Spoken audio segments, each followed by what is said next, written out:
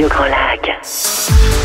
Au cœur de la vie locale. Aix-les-Bains, Chambéry et Lac-du-Bourget. Radio Grand Lac. La Voix du barreau. Vos droits à la portée de tous avec des avocats, c'est maintenant sur Radio Grand Lac. Et oui, c'est maintenant, c'est la rentrée. Nous sommes le lundi 1er septembre. On souhaite encore une très bonne rentrée à toutes celles et ceux qui ont repris le travail. On pense bien sûr tout particulièrement à tous les élèves de notre territoire, au corps enseignant, à toutes celles et ceux qui vont faire tourner les écoles, les collèges, les lycées pendant les prochains mois. C'est la rentrée également sur Radio Grand Lac avec la reprise de vos émissions préférées. Nos animateurs, nos animatrices sont reposés et je peux vous dire qu'ils sont en pleine forme pour cette nouvelle saison. C'est le cas pour La Voix du barreau. Que vous avez retrouvé au cours du premier semestre, le premier lundi de chaque mois de 13h à 14h. Et on va continuer en partenariat avec l'Ordre des avocats du barreau de Chambéry, qui nous fait l'honneur d'être partenaire avec le Grand Bain de la vie locale, avec Radio Grand Lac, pour chaque mois vous parler de droit, vous parler de vos droits, vous parler d'un thème en particulier avec la présence d'un avocat ou d'une avocate membre de ce barreau. Je salue amicalement bien sûr le bâtonnier Daniel Cataldi en leur remerciant pour la confiance dont il fait preuve, ainsi que les membres du Conseil de l'Ordre pour Radio Grand Lac. Un petit coucou tout particulier à maître Benjamin Bérou qui nous a beaucoup aidé pour la mise en place de ce partenariat et que vous retrouvez pour le Grand Bain de l'Écho jeudi 4 là pour sa rentrée à 18h30. Alors aujourd'hui, en ce 1er septembre, nous allons parler de médiation. Et pour en parler, alors j'ai une avocate qui est déjà venue dans le cours du premier semestre. Donc si mes souvenirs sont bons en droit, l'habitude commence à la deuxième fois. Donc puisque c'est la deuxième fois qu'elle vient, on va dire que maintenant c'est une habituée des studios de Radio Grand Lac. C'est Carole Olagnon d'Elroise. Bonjour chère maître, bonjour Carole. Bonjour. Vous allez bien ? Très bien, je vous remercie. Est-ce que vous avez passé de bonnes vacances ? Parce que je pense qu'un avocat, ça part aussi en vacances en été. J'ai passé de bonnes vacances reposantes. Bon voilà, donc vous avez pu vous évader un petit peu de tous les problèmes de droit auxquels vous devez faire face au long de l'année. On rappelle que vous êtes spécialisé en droit bancaire, en droit commercial et particulièrement aussi pour les entreprises en difficulté dans le cadre des procédures collectives, les redressements judiciaires, les liquidations judiciaires. C'est bien ça, hein ? C'est ça, côté entreprise ou créancier. Et vous êtes également médiatrice.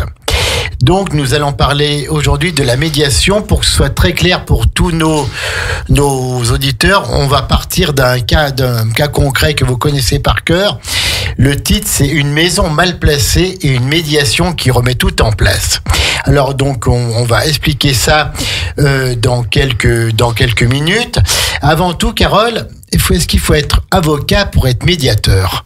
Non. Voilà, merci, on passe à la question suivante. Non, dites-nous tout, présentez-nous un petit peu la médiation, quand est-ce qu'on en a droit, qu'est-ce que c'est exactement et comment est-ce qu'on met en place quand on est en litige. Alors voilà, je vois que vous allez parler, je vous coupe encore, il y a de plus en plus de litiges avec les voisins, est-ce que les gens sont plus procéduriers qu'avant ? Peut-être pas, pour avoir fait un peu d'histoire du droit il y a quelques années de ça, on s'aperçoit que dans l'ancien droit, même le droit sarde, il y avait énormément de litiges entre les voisins, entre propriétaires, même au sein des familles.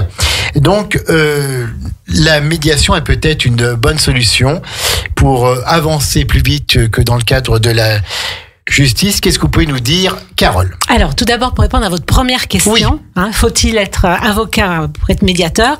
Sûrement pas. Il ne faut pas être avocat pour être médiateur ou médiatrice. Il y a des médiateurs dont c'est l'unique compétence professionnelle et d'autres, comme moi, qui exercent un autre métier, mais ce sont des casquettes différentes. Est-ce que c'est pareil que les conciliateurs de justice ou pas du tout ? C'est pas pareil. Ça tend vers la même chose, mais la médiation, ce n'est pas pareil. D'accord. Ce sont des techniques qui sont différentes. D'accord. Qui permettent de faire avancer un peu le litige et de mettre un peu les parties d'accord. On va voir ça. Voilà, c'est un compromis, quoi. C'est surtout pas un compromis. C'est surtout pas un compromis. Ah bon, alors attendez, balance. Je vous écoute, je me tais. L'idée, c'est de coopérer, de collaborer, parce que le compromis, c'est faire des concessions. En médiation, on essaye de ne pas faire des concessions. Donc, la médiation, c'est une technique qui est transversale. Hein. Elle ne nécessite pas d'être spécialiste de la matière traitée ou un spécialiste du droit. On est spécialiste de la médiation. C'est-à-dire que on a une formation à l'écoute, à la communication non violente, à la négociation raisonnée. On est psychologue, alors, un peu? Pas du tout non plus. Pas du tout non plus? Pas du tout non. Il y a vraiment des frontières. Vous voulez me contrarier, hein? Non, j'ai vraiment envie de poser les jalons. Bien sûr, hein, pour qu'on comprenne ce que c'est. On s'improvise pas médiateur, on fait pas de la médiation comme Monsieur Jourdan faisait de la prose. C'est une formation. C'est à la portée de tout le monde, évidemment, mais à condition d'être formé. C'est ça mon propos. Alors, le droit, c'est l'affaire des avocats qui peuvent accompagner les personnes en médiation, mais la médiation, c'est vraiment l'affaire du médiateur formé. La posture du médiateur, c'est d'être au niveau des parties qui sont en conflit.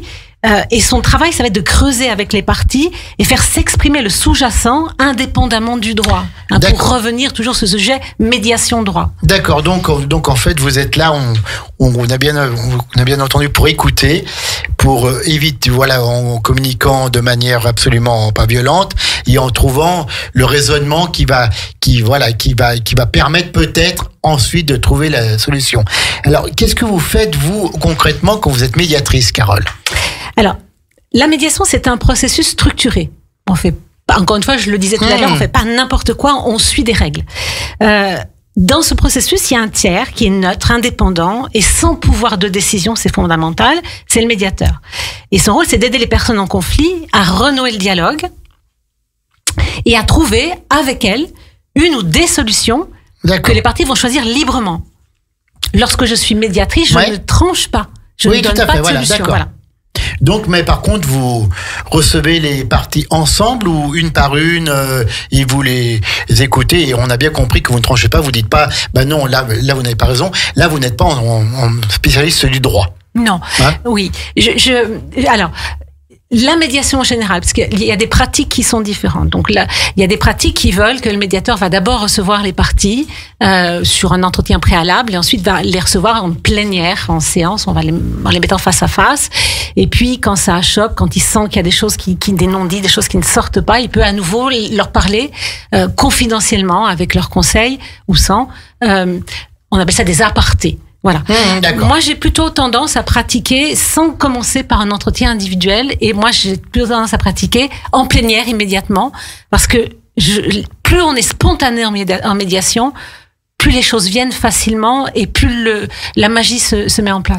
Et est-ce que les parties qui sont donc présentes, qui sont en plénière avec vous, est-ce qu'elles parlent aussi bien que si elles avaient été seules avec vous? Est-ce qu'il n'y a pas aussi un peu le risque, on se tait parce qu'il y a l'adversaire en face, quoi? Alors, il y a un outil fondamental qui est celui de la confidentialité. Donc, la médiation, c'est un processus qui est confidentiel. Les parties ont la garantie de ce qui va se dire dans l'espace sécurisé de la médiation. Reste confidentiel. Ça sortira pas. C'est un engagement qu'on prend les uns avec les autres, et même on signe une convention, un contrat sur cet engagement. Donc partant, ça enlève un énorme frein, et très vite, parce que le travail du médiateur, c'est l'écoute et c'est la mise en confiance, très vite les parties vont se livrer, vont parler. D'accord. Et donc, vont se livrer, vont parler, et elles savent que ce qu'elles vont dire ne pourra pas être utilisé contre elles. Et utilisé contre elles après. Hein. Exactement. Et donc, c'est un processus qui est volontaire. Oui. Il faut pas se tromper. Peut-être certains d'entre nos auditeurs ont pu recevoir, s'ils sont en procès, un document qui s'appelle injonction à se renseigner sur la médiation. Et là, quand on lit en diagonale, on lit injonction, on se dit oh là là, on m'impose. Non, si on lit bien, on vous impose pas de venir en médiation, on vous impose de venir vous renseigner sur la médiation, ce qui est radical, ce qui est radicalement différent, pardon. Et ça, justement, c'est l'objet d'une réforme qui rentre en application aujourd'hui. C'est-à-dire le 1er septembre. Le 1er septembre aujourd'hui, c'est un décret de cet été, du mois de juillet, 28 juillet de mémoire, et qui rentre en application le 1er septembre.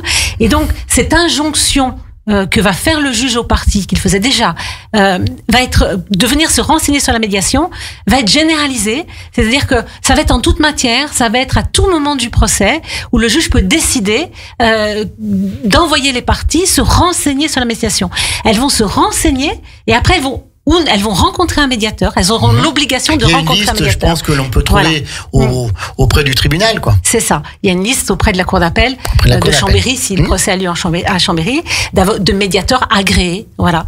Donc elles vont assermentés un peu. Oui, agréés.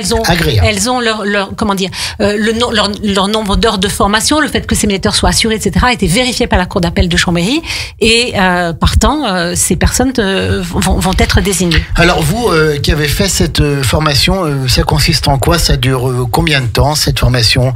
Ça se passe où? Qui est-ce qui vous fait la formation? Alors j'ai plus que fait la formation, puisque c'est moi qui l'ai montée. C'est vous qui l'avez montée, alors. Donc voilà, il y a un DU, diplôme universitaire. D'accord. Ah oui, d'accord. Voilà, okay, à l'USMB à Jacob, tout à fait. À la fac de droit. Voilà. Et donc c'est un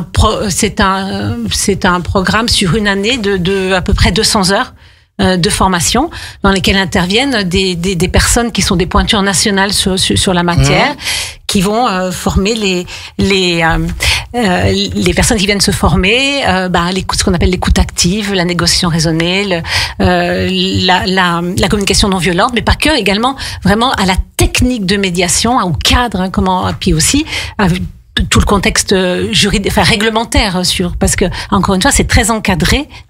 Et voilà. Ça date de quand, ce principe de médiation? Ça a été créé quand?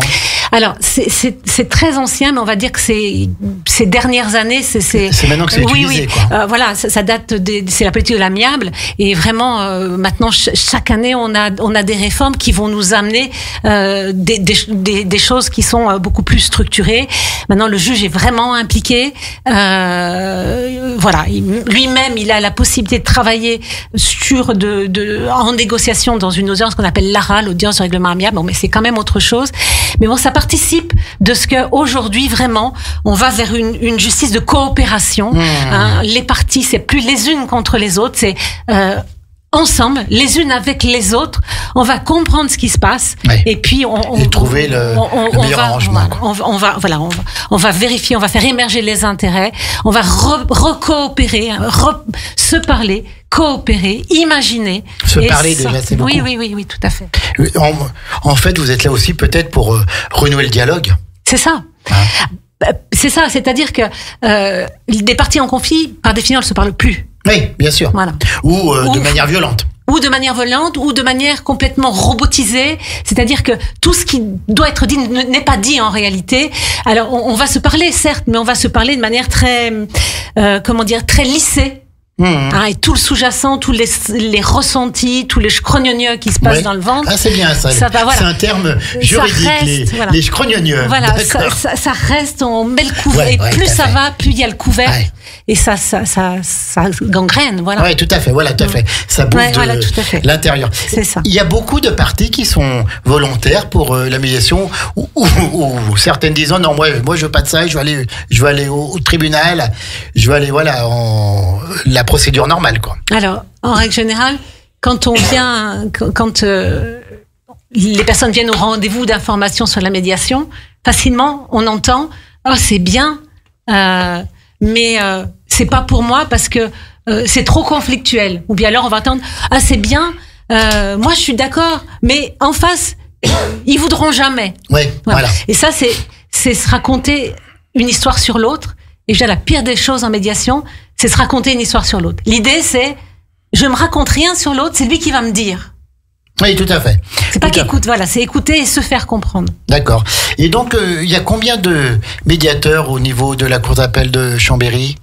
À peu près, si vous avez un nombre, je sais pas. Non, je peux vous dire que dans mon association Savoie Amiable, on est une dizaine. Une dizaine? Mais il n'y a pas que notre association Savoie Amiable qui est désignée. Donc, sur la liste des médiateurs près de la cour d'appel de Chambéry, j'ai pas d'idée. Et il y a combien d'étudiants qui passent le DU de médiation Ce sont des promotions de 12. 12. Voilà. D'accord. Alors, un petit appel cette année. Il y a encore de la place. Les inscriptions, c'est jusqu'au 15 septembre. D'accord. Et c'est sur toute l'année universitaire. C'est ça. Le prérequis, c'est Bac+4. Mais en n'importe quoi. pas nécessairement en droit, vraiment. Pas nécessairement en droit, bien on a sûr bien que compris. non, bien sûr. On a des architectes qui sont venus se former l'année dernière, des experts judiciaires, des notaires, des experts comptables. On a des travailleurs sociaux, des responsables dans des administrations. L'année dernière, on avait une personne qui animait une association d'agriculteurs. Et vraiment de nous expliquer que c'était extrêmement utile cette formation dans son travail, Oui, parce pour que ensuite c'est un milieu. comprendre les conflits, Exactement. comprendre les personnes C'est ça. et savoir parler. Voilà, et régler efficacement. rapidement, parce que c'est rapide la médiation par rapport au Donc, procès. oui, tout à fait. C'est beaucoup plus rapide et ça vient aussi maintenant, c'est utilisé de plus en plus avec la lenteur de la justice qui est débordée, quoi. Alors, on va parler de lenteur de la justice, mais bon, il y a un rythme qui est différent. Il y a un voilà. rythme qui est différent. Donc, on rappelle que cette médiation peut être judiciaire, c'est-à-dire ordonnée par le juge parce que celui-ci l'aura d'abord proposé et les parties en conflit l'auront accepté. Parfait. Et elle peut être conventionnelle. Les parties décident d'avoir recours, elles décident elles-mêmes d'avoir recours à la médiation en dehors de tout procès, souvent pour prévenir et guérir. Et si la médiation se passe bien, il n'y a plus de procès. Bien Ou sûr alors, que non. voilà. D'accord. Non, on peut avoir Donc- recours au juge pour homologuer l'accord. D'accord. Donc voilà. Ensuite, c'est le juge qui homologue Oui. la médiation. Il n'y a pas, voilà, il y a pas un jugement ou une Non. décision. S'il y a un jugement, il un peut y jugement. avoir. C'est pas obligatoire. Mais si on veut de la sécurité, on va demander un jugement qui va homologuer l'accord et puis lui donner force exécutoire. Voilà, lui Donc donner- c'est ça. C'est-à-dire que on aura une décision de justice qui sera en réalité la décision des parties Alors, et qui aura le même effet. si je pousse un peu dans le cadre de la procédure, deux parties sont d'accord pour la médiation. Le juge donne force exécutoire à ça. Est-ce qu'on peut faire appel? Ah bien non. Bah oui, non. Hein. Non, normalement non. Ou alors il Oui. faudrait qu'il y ait un vice de procédure. Voilà, mais il n'y a pas d'appel en. Il n'y a pas d'appel dans le cas de médiation. Les parties ont signé, c'est un contrat. Ce qu'on peut tout à fait comprendre, voilà, c'est mais un contrat. c'était pour ça. Eh ben écoutez, c'est super intéressant la médiation déjà cette introduction. On va parler d'un cas que vous connaissez par cœur, le cas d'une maison individuelle qui a été mal placée, donc avec tous les problèmes que cela pose, notamment au niveau du propriétaire du terrain, notamment au niveau du voisin, du constructeur, et donc là on s'aperçoit que la médiation a pu tout remettre en place. Mais on va marquer une pause musicale et puis on revient tout de suite après avec Carole Olagnon-Delroise dans le cadre de la voix du barreau, et on parle aujourd'hui de la médiation et donc une procédure très utile dans le cadre des conflits entre voisins, entre parties, entre particuliers. Allez, on marque une pause. Nous, C'est le grand bain de la vie locale. le son de votre quotidien. La voix de votre territoire. Radio Grand Lac. Ensemble Sur le 92.1. et en DAB. La voix du barreau. Vos droits à la portée de tous avec des avocats. C'est maintenant sur Radio Grand Lac. Après Zaz, de retour en direct pour cette première émission de la saison 2025-2026 de la Voix du Barreau, en partenariat avec l'Ordre des avocats du barreau de Chambéry, et donc toujours en direct avec Maître Carole Olagnon-Delroise. Mais aujourd'hui, je ne vais pas vous dire maître, puisque vous n'êtes pas là en tant qu'avocate, mais en tant que médiatrice. Donc, chère Carole, merci encore pour votre venue. On parle aujourd'hui de la procédure dite de la médiation. Vous nous avez bien expliqué dans une première partie la formation qu'il faut pour être médiateur ou médiatrice, qui correspond vraiment à des règles très strictes. Et puis donc cette formation notamment au niveau du campus de Jacob Belcombette, dans cette belle faculté de droit où j'ai de très bons souvenirs, donc avec le DU pour apprendre à être médiateur, être médiatrice. On a vu encore que cette médiation peut être judiciaire ou conventionnelle. Judiciaire, c'est-à-dire ordonnée par le juge, parce que celui-ci leur a d'abord proposé, les parties en conflit l'auront accepté, ou conventionnelle puisqu'elle vient des parties elles-mêmes qui signent un contrat, et ce contrat peut avoir force exécutoire ensuite grâce au juge, et donc en fait le conflit est réglé sans aller au tribunal, sans passer de jugement, sans avoir un jugement. Alors, Carole, si vous êtes d'accord, je voudrais que vous développiez maintenant un cas pratique qui va être beaucoup plus clair pour tous nos auditeurs, puisque vous avez accompagné vous-même une médiation très concrète, une maison, un litige, un voisin. Et donc, ça pouvait être très grave, ça pouvait aller très très loin, on va voir ça. Pouvez-vous nous raconter cette histoire ? Oui, bien volontiers. Merci d'avoir dit oui, parce qu'autrement, j'étais assez mal. Je la prends souvent pour exemple. C'est l'histoire d'une famille qui a un terrain. Ça se passe chez nous ? Ça se passe chez nous, oui. D'accord. Qui a un terrain, mais ça a plus de 10 ans, donc... oui. Voilà, et puis je vous donnerai pas de non, mais bien sûr. Bien donc sûr, c'est Carole. une famille qui est propriétaire d'un terrain et qui veut faire qui a construire. acheté un terrain pour oui, il en est construire une maison. Je ne sais plus l'origine. Voilà. Et en tout cas, ils ont ce terrain et ils veulent faire construire leur maison. C'est vraiment l'affaire de leur vie, comme souvent quand on fait construire sa maison. Donc ils ont recours à une entreprise de construction de maisons individuelles classique. Et puis cette maison est construite. Il y a des rendez-vous. Ils sont heureux. Ça se passe selon leur plan. Voilà. Et quand il faut qu'ils prennent les clés de cette maison, ils se rendent compte d'un truc, mais voilà, ils se rendent compte que cette maison n'est pas implantée vraiment comme c'est prévu sur le plan. Alors ça, c'est peut-être au niveau du certificat de conformité.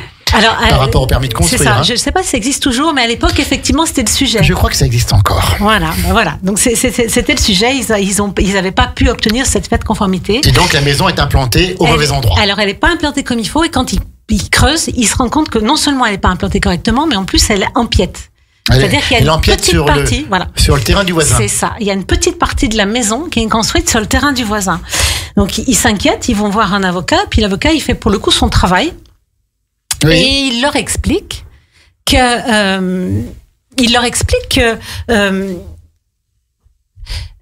c'est grave. Il leur explique il leur explique que c'est grave, que le sujet de la propriété, c'est vraiment, on est intangible, et que le voisin, s'il s'en aperçoit, s'il leur fait un procès, il va obtenir il pourrait obtenir la démolition. La démolition. Voilà, tout à fait. Et là, exceptionnellement, alors qu'en droit, la prescription des actions en justice, c'est de 5 ans à compter de la découverte des faits.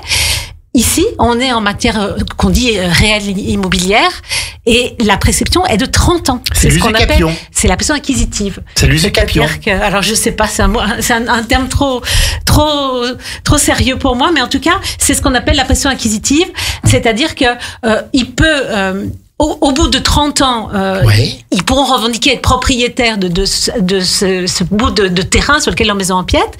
Mais pendant tout ce temps-là, même si et surtout si leurs voisins ne se manifestent pas, ils ont cette épée de Damoclès sur la tête qui est que ils pourraient revendiquer la propriété et puis engager une action et puis arriver à la démolition. Je me permets de vous demander, pour qu'on comprenne un peu, est-ce que le terrain du voisin était un terrain nu ou était construit, il y avait aussi une maison dessus? C'était construit. C'était, d'accord, ok. C'était construit, oui, tout à fait. Et donc a priori le voisin s'en était pas encore aperçu, mais bon, c'était un risque. Donc la décision qu'ils prennent avec leur avocat, ils peuvent rien contre le voisin, donc le voisin le sait peut-être pas, et c'est peut-être dans un premier temps mieux qu'il le sache pas. Et c'est pas la faute du voisin. Et c'est pas sa faute. C'est pas la faute de notre famille non plus. Bien sûr, voilà. Bien sûr.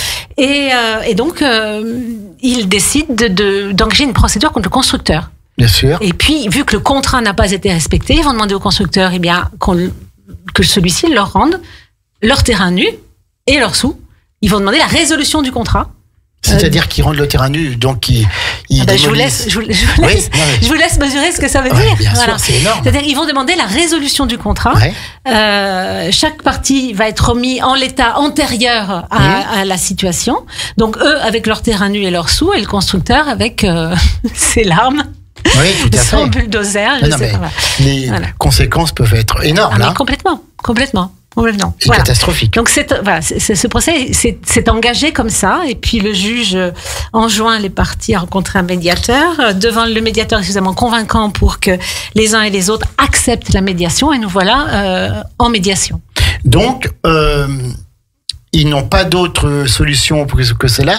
Ils sont même prêts à abandonner leur rêve d'être propriétaire d'une maison. Hein? C'est le rêve de leur vie, mais il faut les comprendre. Cette épée de Damoclès incroyable. 30 ans. Et aller voir le voisin, parce que je crois que en fait c'était vraiment une petite partie, mais c'était une partie quand même. Et aller voir le voisin et dire écoutez, on a un problème, vendez-nous votre petite partie là où on est dessus, quoi. À ce stade-là, ils sont démunis. Ils sont démunis. À ce Et stade-là, ils avaient résilié leur bail. puis- oui, voilà, je crois qu'ils Voilà. étaient dans une Voilà. situation Ils avaient, difficile. ils avaient résilié leur bail, ils étaient endettés, puisqu'ils avaient le crédit immobilier sur le dos. Ils se demandaient s'ils pourraient un jour vendre leur maison. On ne vend pas une maison dans Ben, ces bien conditions-là. Ils redoutaient aussi le procès du voisin à tout moment. Et ils se sentaient impuissants, coincés, trahis, inquiets. Ouais, ils étaient Ils étaient pétris de perdus, peur. quoi, voilà. Pétris de peur. Et quand on est pétri de peur, c'est dur les décisions. Voilà. D'accord. Et le constructeur qui avait qui avait construit la maison au mauvais endroit, il disait quoi, lui? Ben, il n'était pas mieux. Hein. Lui reconnaissait le problème, mais il était aussi dans une impasse. Il n'avait pas la trésorerie pour rembourser le prix de la maison, on le comprend. Moi, quand je le reçois en entretien Ouais. individuel, il me dit si le contrat est annulé, c'est simple, c'est la Je fais faillite. faillite. Je fais faillite, c'est les clés sous la porte.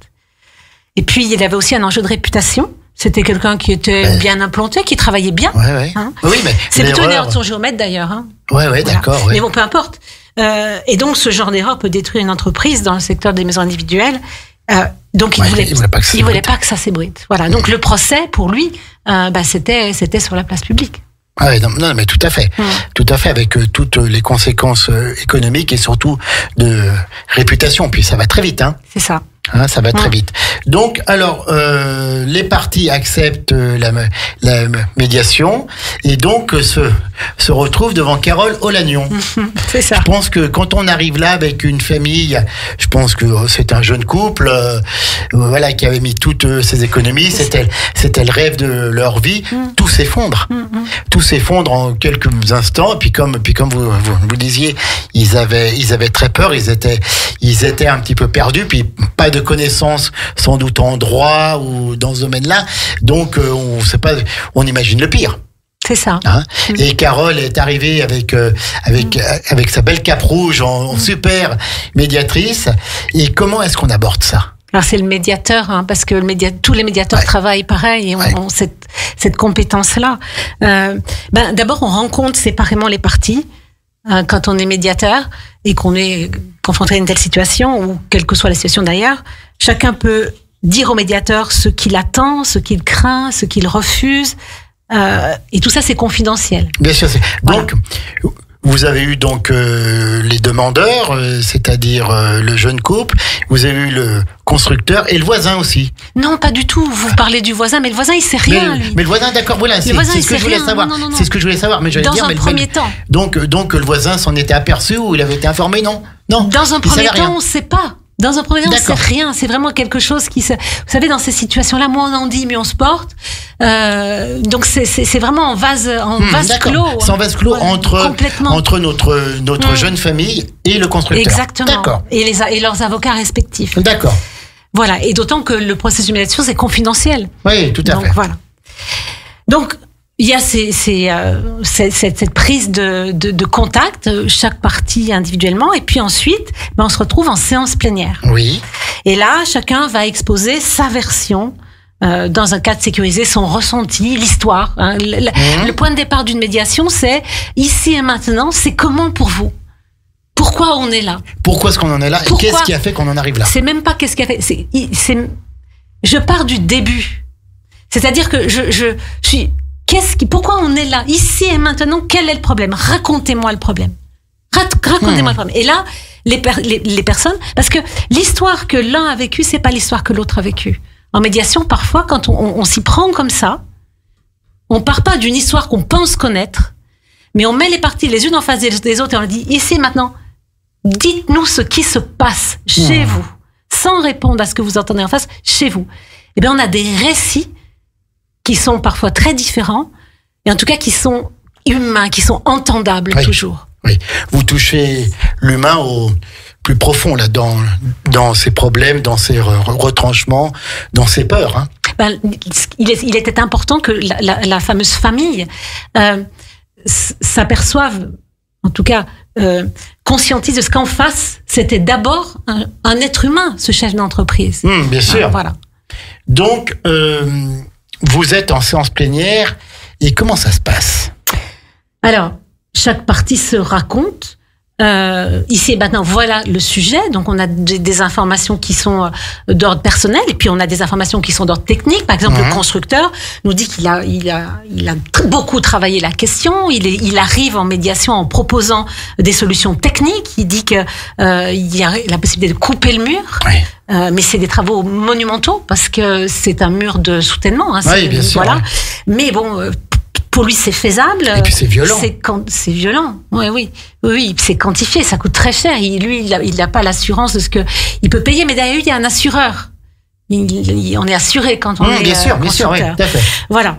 Donc, mais voilà, il a dans l'idée, il a travaillé là-dessus en tout cas. Et d'accord, donc le constructeur lui propose donc comme vous l'avez très bien dit, des solutions techniques lourdes, coûteuses, et puis le dialogue est courtois, complètement, est complètement courtois. Ils se comprennent. Voilà, ils se comprennent. Ouais. C'est la faute à tout le monde et puis c'est la faute à personne. Non, mais lui il reconnaît le constructeur de maison individuelle, il reconnaît. Il cherche pas à faire porter la faute sur la famille. Oui, il y a un défaut d'implantation. C'est en interne. C'est un problème de mesurage. Voilà. Alors je pense à quelque chose. Est-ce que la mairie est entrée en ligne de compte à un moment? Pas maintenant, on n'en est pas là encore. On n'est pas là encore. Hein. On n'est pas là encore. Et puis, il va se passer quelque chose. Donc, dans cette recherche de solution, ils sentent bien la famille en question. Plus ça va, plus on se rend compte que la maison, ils la trouvent bien. Ils voudraient bien la garder, qu'ils n'ont pas du tout envie d'aller vers ce qu'ils demandent en justice. Bien sûr. Ils n'ont pas envie de ça. Et voilà, ils comprennent aussi la lourdeur de cette démolition de murs. Ça va pas correspondre à leur projet, ça va réduire la surface de la maison, ça va pas ressembler à ce qu'ils avaient prévu. Et puis pendant cet échange, à un moment, on fait ce qu'on appelle l'objectivisation. Et puis on travaille sur options, c'est-à-dire on essaye de regarder un panel un petit peu de solutions quand on a bien compris les intérêts des uns et des autres. Et à un moment, la dame, elle a un geste extraordinaire. Elle prend ses deux mains comme ça, la paume contre sa poitrine, et puis elle pousse avec les mains en avant comme ça. Et puis en même temps qu'elle fait ça, elle dit et si on poussait la limite de propriété avec le voisin. C'était ce que vous disiez en début d'entretien, mais vous, c'était évident pour vous parce que vous êtes très, très extérieur. Oui, mais bien sûr. Très extérieur. Bien sûr. Voilà. Mais quand on est dedans, ça vient que quand on est sorti de l'émotion, de la peur, et quand on est rassuré aussi de ce que on va pouvoir le faire avec l'autre, que c'est pas un gros méchant, que voilà, on est dans la même galère. Ton problème est mon problème. Voilà. C'est ça un peu intelligent quand même qui se joue. Voilà. Et ça, c'est vraiment la phrase qui change tout, parce que les deux, ils se remettent dans une dynamique de ce que et si on restait pas tout seul face à face, et encore c'était votre réflexe à vous, mais parce que vous aviez du recul, et si on se rapprochait du voisin, si on se rapprochait de la mairie, etc., et ensemble on mesure ce que ça peut faire, les risques, voilà. Et donc c'est la petite phrase qui change tout en fait. Qui change tout. Et c'est vous qui faites tilt aussi, là, en tant que médiatrice, vous faites tilt en disant oh là il y a quelque chose à faire. Oui, mais c'est-à-dire qu'il faut bien, le médiateur n'est pas du tout force de proposition. C'est la différence entre la médiation et la conciliation. Vous me posiez la question tout à l'heure. Le conciliateur peut avoir des idées, penser pour les autres, donner des prix, tendre des perches de solutions, etc. La médiation, c'est pas ça du tout. La médiation, c'est vraiment les parties qui, par elles-mêmes, vont se départir de ce qui les plombe et vont redevenir des machines à penser, à réfléchir, à imaginer. Et elles vont le faire en coopérant. Elles vont le faire ensemble, parce que de part et d'autre, on aura désamorcé toutes les peurs. Voilà, et on aura fait émerger les intérêts, les besoins des uns des autres. On a bien compris. Il y en a un qui continue, il dépose le bilan, il fait faillite, et il y en a d'autres qui font un procès, qui perdent leur rêve, très bien, et qui vont faire un procès qui va durer des années. Dont ils sont pas certains de l'issue. Donc le fait de bouger la limite de propriété, là, ça fait rentrer en ligne de compte une nouvelle partie, le voisin. Vous étiez impatient. J'étais impatient de connaître le voisin. Mais on va encore attendre un petit peu parce qu'on va faire une deuxième pause musicale avant de savoir ce qui va se passer avec le voisin. En tout cas, c'est très intéressant parce que c'est concret et ça nous fait bien comprendre ce qu'est la médiation. On est toujours en direct avec La Voix du Barreau.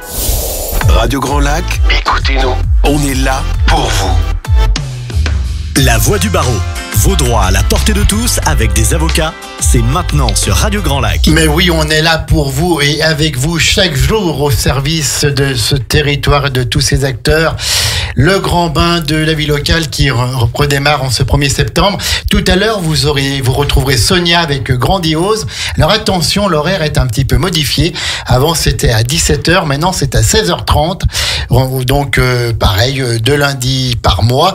On ne change pas, mais à 16h30 au lieu de 17h.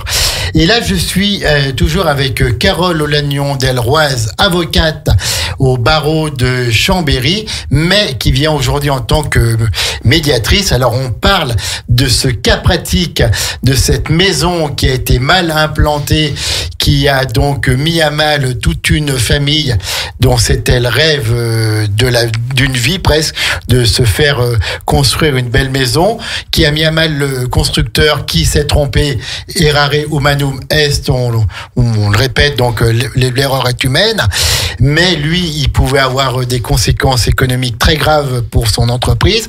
Et puis, lors de la médiation conduite de main de maître par Carole Olagnon, une solution arrive comme ça, une phrase. Et en fait, si on poussait à la limite de propriété pour que la partie de notre maison qui est chez le voisin ne soit plus chez le voisin, mais soit chez nous. Et Carole rebondit là-dessus et tout le monde rebondit puisque cette phrase, c'était une ouverture. Ce n'était pas un ultimatum, bien sûr, mais une envie de sortir du blocage. Une phrase un peu magique qui arrive comme ça et qui met maintenant dans la procédure le voisin. Le fameux voisin. Alors Carole, on vous écoute pour avoir la suite de cette médiation. Alors, on va essayer de ralentir un peu. On en est... Oui, je sais que vous voyez, vous avez la solution, mais je dirais presque, moi aussi, en qualité de médiateur, quand on a démarré. Sauf que si la solution, on la sert sur un plateau, elle fonctionne pas. Tout à fait. Parce que les parties sont pas prêtes à l'entendre. Elles vont être prêtes à l'entendre parce que ça sera venu d'elles-mêmes. Tout à et parce fait. Parce qu'avant, on aurait fait tout un travail de compréhension, d'écoute et de restauration de la confiance. Alors, en qualité de médiateur, j'ai proposé qu'on contacte ce fameux voisin. Mais je vous ai indiqué tout à l'heure que en médiation, il y a ce fameux principe fondamental et intangible, celui de la confidentialité. Donc, je suis, avec l'accord évidemment des deux parties, j'ai pris contact avec ce voisin, mais sans lui dire pourquoi. D'accord. Il était hors de question que je révèle au voisin le sujet de l'empiètement s'il n'en était pas informé, s'il ne l'avait pas vu, etc. Donc je lui dis que j'étais chargée d'une médiation qui impliquait leurs futurs voisins, les époux internes, et un constructeur, et qu'il serait utile à cette médiation qu'ils viennent. Et je lui demandais s'il en était d'accord. Et il m'a dit oui, pourquoi pas. Et il est venu. Il vous a pas demandé mais pourquoi, mais qu'est-ce que je viens faire là-dedans? Ils ont fait leur maison, ce sont mes voisins, c'est sur leur terrain. Alors en règle générale, quand on fait intervenir un tiers comme ça, voisin ou fournisseur, les parties, dans un premier temps, font la démarche de l'approcher et puis le médiateur en rajoute une couche. Les parties, elles disent ce qu'elles veulent, mais elles sont tenues au principe de confidentialité, c'est-à-dire ce qui leur appartient. Elles peuvent le livrer, mais ce qu'elles ont entendu de la partie d'en face, elles peuvent pas le livrer. Hein. D'accord. Voilà. Donc, il a accepté de venir, ce voisin. Il y avait un risque, hein. Oui. Parce que finalement, on s'est aperçu que il n'avait pas, l'empiètement, il s'en était pas rendu compte. Donc, oui, parce qu'on répète, c'était quelques centimètres. Hein. Oui, c'était une vingtaine de centimètres. Oui, tout à fait. Donc ça devait être un peu l'empiètement du mur et la chaussette, voilà, Alors voilà. Donc il vient à la médiation, il accepte. Bon, il se dit que c'est peut-être un moyen d'être agréable à ses nouveaux voisins qui vont construire à côté de lui. Le chantier s'était bien passé, il n'a pas été dérangé. La maison à la hauteur qu'il faut, ça le gêne pas au niveau de la vue. Enfin, il y avait plein de choses qui faisaient que. Puis on est parti, on en prend pour un bon nombre d'années quand on a des voisins qui viennent de faire construire leur maison. Hein. Donc si on démarre sur une situation conflictuelle, à vie, on a des voisins. Voilà. Donc, bref, lui, il y voit son intérêt aussi. De se dire, voilà, ils ont besoin de moi, j'arrive, je viens, j'ai le temps, je viens, voilà. Et on se rend compte en réalité qu'il savait pas, mais il a pas l'air plus étonné que ça quand même, ce qui est curieux. Voilà, parce que je sais pas. En tout cas, il est voilà, il tombe pas des nues. Il dit ah bon, oui, c'est fâcheux. Mais ça va pas plus loin. Oui. Et au bout du bout, sa deuxième réaction, c'est si on me propose un prix juste, je suis d'accord pour vendre le terrain que vous m'avez déjà pris, dit-il. Oui, voilà. Vous m'avez dit. Typique au passage. Voilà. Il faut pas le prendre comme ça, je pense. Non. Parce qu'autrement, ça referme la discussion. Hein. Ouais, alors après, comme il y a des avocats, les avocats, ils sont là. C'est les techniciens du droit, donc ils avaient envisagé d'autres solutions. Ils avaient aussi envisagé ce qu'on appelle une servitude. Oui. Voilà. Un droit réel sur le terrain. Voilà. Que j'avais la possibilité il était encore chez lui, mais je pouvais empiéter. Enfin, ils avaient imaginé d'autres choses, mais c'est vraiment la simplicité. Après, on a fait intervenir des tiers sachants dans ce dossier, parce qu'il fallait qu'on mesure quand même l'empiètement. Donc, on a fait intervenir un géomètre pour quantifier un petit peu la surface d'empiètement. On a fait intervenir aussi, on a pris une consultation auprès d'un expert immobilier pour pouvoir valoriser cette petite surface. Il y avait des règles d'urbanisme qui rentraient en compte aussi. Qu'est-ce qu'il pouvait en faire? On s'est rendu compte que ce voisin, il pouvait rien faire sur cette parcelle. Si j'avais pas empiété, la seule chose qu'il aurait pu faire, c'est mettre son étendoir. Oui, d'accord. Ou une cabane à jardin, mais mobile. Voilà, il ne pouvait pas construire, il ne pouvait pas vendre. Voilà, voilà. Donc tout ça se mesure. Voilà, on quantifie. À un moment, on met de la valeur sur le préjudice entre guillemets de ce voisin, en prenant en considération que il l'ignorait, il aurait pu l'ignorer toute sa vie. Voilà, tout ça rentre en ligne de compte, les relations de bon voisinage entretenues, etc. Et on s'entend sur une valeur. D'accord. Voilà. Et qui est-ce qui achète cette petite portion de terrain? Alors c'est ça aussi la médiation. Déjà, on aurait été au judiciaire, jamais on n'aurait pu faire venir le voisin. On ne pouvait pas faire un procès contre le voisin. Lui, il était la solution, mais il était certainement pas quelqu'un qui nous devait quelque chose. C'était quoi votre question déjà? Qui est-ce qui achète cette partie de terrain? Eh bien, on est sur intérêt. Donc la partie qui a le plus intérêt, selon vous? Quand on a regardé les besoins, les intérêts de notre constructeur maison individuelle, nos clients, qui a le plus d'intérêt? La logique voudrait que ce soit les voisins qui achètent cette petite partie de terrain. Comme ça, ils sont chez eux. Mais dans l'histoire que je vous raconte, est-ce que c'est eux qui ont le plus d'intérêt? Parce qu'ils ont l'alternative du procès quand même.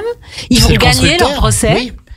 C'est le constructeur qui est le plus dans la mouise, si on me permet ce terme. C'est ça, c'est le constructeur, et c'est le constructeur qui, lui, on lui demande même pas. Lui, il est partant. Dès que il est force de proposition sur la valorisation, c'est son géomètre qui vient amiablement faire la mesure, et on se doute un peu pourquoi. Parce qu'à l'origine, il y a quand même un problème, voilà. Et le géomètre est peut-être pas pour rien. Donc, c'est son géomètre qui vient faire la mesure. Il paye l'expert immobilier qui mène de la valeur. Et puis, il dit, je prends en charge. Et c'est lui qui paye, oui. Donc, maintenant, c'est le propriétaire de la petite bande de terrain, alors? Non, parce qu'il achète et il rétrocède. Ouais, d'accord. Voilà, il achète et il rétrocède. Voilà, et après, ça fait une convention tripartite. Et comme la magie du droit, et c'est là que les avocats reprennent le lead sur l'ingénierie de l'accord, parce qu'il y a vraiment une ingénierie de l'accord. Les trois parties vont être signataires d'un accord qui va être translatif de propriété. Voilà. Et ensuite, cette décision de justice qui touche à de l'immobilier, elle va être publiée à la conservation des hypothèques. D'accord. Et ça vaudra le titre. Il va y avoir un jugement, et ce jugement va être publié, et ça sera le titre de propriété, de notre famille sur cette bande de terrain. La famille devient propriétaire de cette partie de terrain sans l'avoir payé. Sans l'avoir payé. Voilà, puisque c'est le constructeur qui a acheté et qui l'a rétrocédé au propriétaire. Donc, finalement, gagnant. Chère Carole, dans cette affaire, grâce notamment au rôle de médiatrice que vous avez eu, tout le monde y a trouvé son compte. Tout le monde y a trouvé son compte. Vous voyez, c'est pas un compromis, ça. Oui, c'est vraiment gagnant-gagnant. Alors, c'est un petit peu, puisque tout le monde est d'accord, c'est un petit peu le compromis que tout le monde a trouvé et que les avocats des parties ont accepté aussi. Le compromis, c'est un mot vraiment qu'on n'aime pas en médiation. C'est un mot qu'on n'aime pas.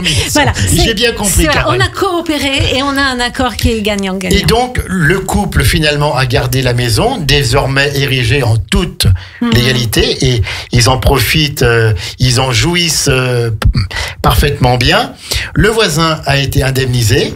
Il a perdu cette petite bande, mais comme ça, il est tranquille.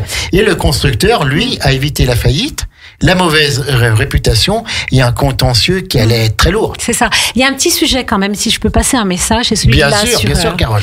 C'est celui de l'assureur. C'est-à-dire que si on est allé au procès, le constructeur était assuré au bout du bout.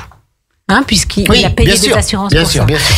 Et donc, on arrive avec ça sur une solution bien moins onéreuse, bien moins coûteuse que la démolition et la restitution du prix.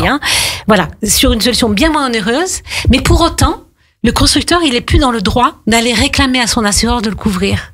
Oui, tout à fait. Parce que l'assureur le couvre pour... Voilà. Et donc, il a fallu négocier aussi avec l'assureur pour que... Mais ça n'a pas été simple. Pour que l'assureur accepte de garantir cette solution-là, alors qu'il n'y avait pas de décision de justice qui clairement... par décision, puisque le juge n'a pas tranché, qui posait les responsabilités, qui disait que lui devait garantir, etc. Et donc, dans cette affaire, je crois que vous avez été très marqué par le fait que la tension a baissé, que l'émotion est tombée, et qu'en fait, c'était plus une vision d'avenir qu'un conflit sur le passé. C'est ça.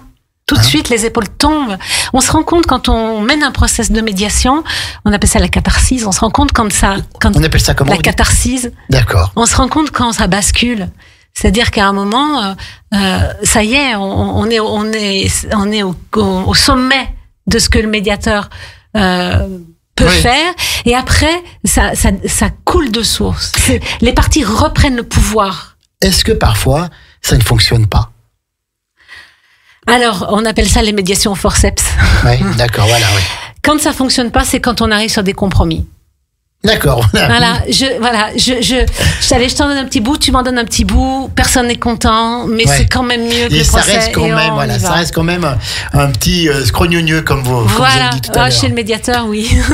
Donc, Carole, en fait, vous êtes une facilitatrice, mais il faut des qualités humaines incroyables quand on est médiateur ou médiatrice comme vous. C'est ça, vous êtes facilitatrice, là? Oui, c'est pas des qualités humaines, c'est des outils. Il faut maîtriser des outils.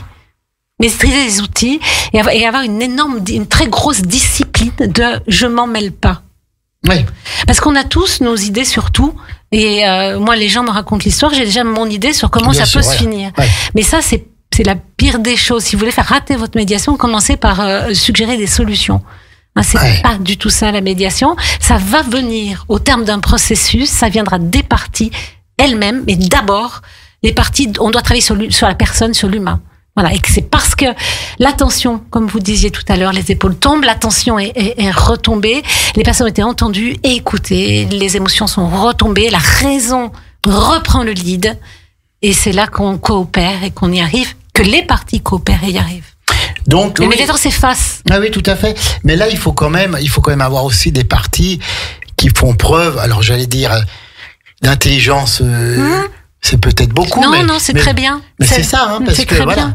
Il faut être ouvert à ça. Oui. Et donc vous, en fait, votre rôle, on le répète, pour les médiateurs et les médiatrices, ce n'est pas de dire qui a raison, c'est aider chacun à entendre l'autre pour se mettre à sa place, à formuler ses besoins, et élargir le champ des possibles. Et vous écoutez, vous identifiez les intérêts de chacun, sans dire c'est plus grave pour vous que pour vous. C'est pas moi qui écoute, c'est les parties qui s'écoutent. Et qui font émerger leurs besoins, leurs intérêts. Moi, je suis juste un instrument. Est-ce que c'est facile quand on est avocate à côté, justement, de mettre de côté sa profession de professionnel du droit, d'abandonner complètement ça pour venir dans la médiation? Alors, je peux parler pour moi. Mais bien sûr, mais parlez pour vous. Pour Carole. Moi, je trouve ça très reposant. Ouais. C'est reposant parce que on sait l'enjeu il est pas là, on n'est pas là pour ça. Il y a des avocats qui accompagnent leurs clients, qui vont intervenir, pas tout de suite, parce que le travail, le départ, c'est la chose des parties. Mais après, quand on en est à imaginer des solutions, tout le monde a sa place, y compris les conseils. Et là, petit à petit, le médiateur se retire et ça se fait tout seul. Donc, je répète, Carole, Yves, ce que vous racontez là, c'est profondément humain. C'est de l'humain avant tout. Même si vous ne semblez pas particulièrement d'accord, c'est profondément humain. Il faut être humaine pour faire ça. Alors, je devrais pas dire ça parce que je vous ai dit tout à l'heure que la médiation c'était pas de je vous taquine un peu. C'était pas de la psycho, mais est-ce qu'un psy a des qualités humaines? Pas nécessairement. Il sait bien qu'il en est, mais il a surtout des techniques. C'est pareil pour le médiateur. C'est pas mes qualités humaines qui sont utilisées. Ouais. C'est les techniques, ce sont les techniques. En revanche, c'est la connaissance de l'humain, la connaissance de l'humain et des process qu'on appelle ça les neurosciences. Comment ça marche le cerveau, c'est tout à fait tout ce qui se passe. C'est tout à fait logique. C'est expliqué par la neuroscience.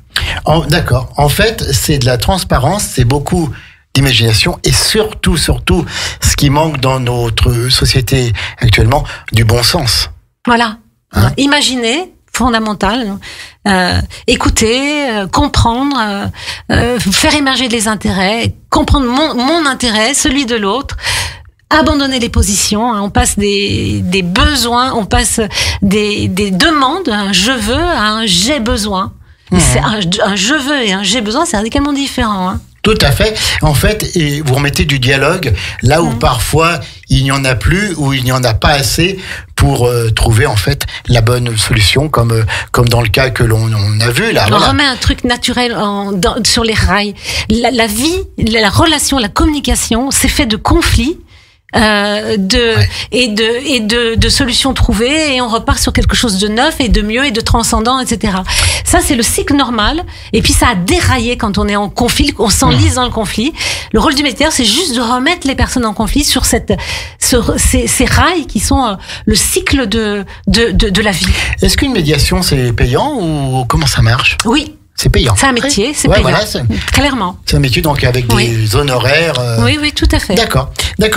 Eh bien, écoutez, merci beaucoup, chère Carole, à 13h58 pour ce témoignage. Vous avez fait entrer dans les coulisses d'un métier de l'ombre, mais tellement essentiel. Et comme on a encore un petit peu de temps, vous allez nous dire deux mots sur votre association et sur l'apport. Alors, on en a parlé un petit peu au début, sur l'apport du décret du 18 juillet 2025 qui rentre en application aujourd'hui. Et je crois que vous voulez parler surtout aussi de votre association. On vous écoute, Carole. Alors, l'association Sa Voix Amiable, c'est une association d'avocats médiateurs. Qui sont désignés. Nous sommes désignés par le tribunal, les juridictions en général, pour donner cette fameuse information à la médiation. Et là, elle est gratuite. D'accord. Le juge enjoint les parties à se renseigner sur la médiation et on donne cette information gratuitement. On peut aussi être contacté par des personnes qui veulent une médiation conventionnelle. Et voilà. Donc, on est formé, on a des obligations de formation continue, d'assurance, etc. D'accord. Et donc, écoutez, sur le décret, vous vouliez deux mots, si on a un petit peu de temps, bien une minute. Sûr. Mais oui. Voilà, donc c'est le décret du 18 juillet 2025 qui rentre en application aujourd'hui, 1er septembre.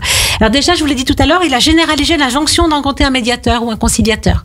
Donc ça veut dire que le juge peut à tout moment, en toute matière, faire cette injonction. Quelles que soient les affaires, le montant. Quelles que soient voilà, tout à fait. Ensuite, il a ajouté une sanction, ce qui n'existait pas avant. C'est-à-dire que avant, mais ça sera toujours le cas, si les parties ne se présentent pas, le juge pouvait, par exemple, radier l'affaire du demandeur. D'accord. Bon, aujourd'hui, c'est beaucoup plus grave parce que les personnes qui vont pas se présenter au rendez-vous d'information, je rappelle que c'est de l'information uniquement, s'exposent à une amende civile qui peut aller jusqu'à 10 000 €. D'accord. Donc c'est vraiment quelque chose qui était attendu. La sanction, parce que voilà, mais les personnes ont peur, elles viennent pas parce qu'elles ont peur, elles viennent pas au rendez-vous d'information. Après elles décident, j'y vais pas, mais au moins elles décident de manière éclairée. Elles ont déjà été éclairées par leur avocat. Mais là encore plus parce qu'elles ont aussi rencontré la partie d'en face et elles savent qu'elle est éclairée aussi. Voilà. Ensuite, sur ce décret aussi, avant, les experts judiciaires, sauf devant le tribunal administratif, il leur était fait interdiction que d'avoir une mission de conciliation. C'est curieux. On désigne un expert pour donner un éclairage technique, mais ils rencontrent les parties sur le terrain, ils donnent cet éclairage technique, mais ils n'avaient pas le droit de faire en sorte que les gens se rapprochent. Aujourd'hui, c'est l'inverse. Depuis le 1er septembre, depuis aujourd'hui, mesdames, messieurs les experts judiciaires, vous pouvez avoir une mission de conciliation, de rapprochement des parties. Voilà. D'accord. Et donc, quelques pressions aussi sur la confidentialité en médiation. Oui, vous avez raison, j'avais oublié. Il y avait tout un débat de savoir, donc la confidentialité, vous avez compris que c'était un moteur qui vraiment permet le libre-échange. On s'exprime librement parce que c'est la différence des débats, enfin devant le juge. Des procès qui sont publics. C'est ça. Et donc, là, la question qui se posait aux médiateurs et en médiation, c'était, ça va jusqu'où en termes des pièces échangées ? Parce qu'en médiation, on va devoir vérifier des choses, échanger des pièces, un titre de propriété dans notre espèce, l'acte de vente, des choses comme ça. Maintenant, il y a deux. On va distinguer les pièces qu'on va échanger, c'est-à-dire qui existaient avant la médiation. Et qu'on va poser sur la table. Et ça, elles sont pas confidentielles. Elles pourront revenir devant le juge, ces pièces-là. D'accord. Des pièces qui vont être construites, élaborées pendant la médiation. Typiquement, le rapport du géomètre dans mon affaire. Voilà. Le géomètre qui vient et qui, voilà, c'est bon là. On n'est plus dans une idée d'empiètement. Je viens de mesurer, il y a un empiètement, c'est de temps, voilà. Ben ça, c'est une pièce confidentielle. D'accord. Il faut que les parties soient d'accord pour lever la confidentialité, sinon ça bouge pas. Donc ça veut dire que quoi ? Ça veut dire que si cette médiation elle échoue, ma famille, elle peut pas utiliser ça, elle peut pas utiliser la reconnaissance du constructeur qui a fait intervenir son géomètre, qui a reconnu l'empiètement, etc. Parce que c'est un document qui a été élaboré pendant la médiation. C'est confidentiel, ça peut pas sortir. D'accord. Sauf si les deux parties posent un accord pour que ça sorte. D'accord. Ouais. Et puis enfin, ce sera le dernier point, le délai de la médiation judiciaire. C'est ça, qui a augmenté.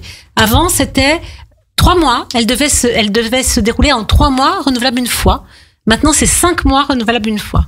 D'accord. Eh ben, écoutez, on est désormais incollable sur la médiation.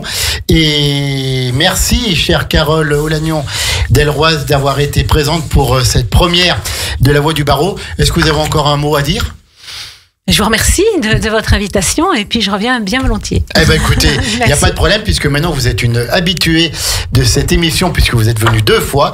Donc on attend avec impatience la 3e fois. En tout cas, il y aura une nouvelle émission le premier lundi du mois d'octobre. On doit être le 6 octobre si mes souvenirs sont bons, à 13h. On aura le thème bien sûr en temps et en heure. Et puis tout à l'heure à 16h30, nouvel horaire pour Grandiose avec Sonia. Bon après-midi à toutes et à tous sur Radio Grand Lac. Merci encore, chère Carole. Merci pour cet exposé sur un sujet méconnu, mais qui est appelé, bien sûr, à se développer encore, la médiation judiciaire. Bon après-midi à toutes et à tous. Merci, au revoir. Votre fenêtre sur la vie locale. Radio Grand Lac.